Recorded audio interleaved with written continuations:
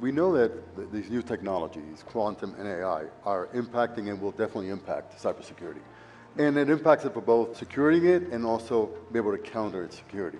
If you look at, for example, quantum, when it becomes a post-quantum world, we're going to have a lot of our encryptions that we rely on so much will no longer be a viable alternative. But at the same time, the new quantum capabilities will give us a way of securing communications in a way that we haven't been able to. So it not only brings us some threats, but at the same time gives us some opportunities.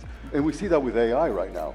We see in AI how AI is being used currently in many tools to be able to analyze and log files and look for patterns and any type of incidents that might not have been detected and could be quickly be identified.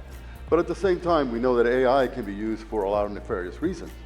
And whether you're talking about voice cloning, a chat box that sounds like somebody, or we're talking about deepfakes, or what we're doing in my lab, where we're trying to actually use large language models to generate different variants of malware. So is cybersecurity going to be affected? Absolutely, by these two technologies. And one of the things I want to mention is I think that as we move forward with cybersecurity, we're looking at skill sets. A lot of times, we spend a lot of time giving students the know-how about how to use this tool or how to use what this protocol is, but can they really use it for an effective objective or goal?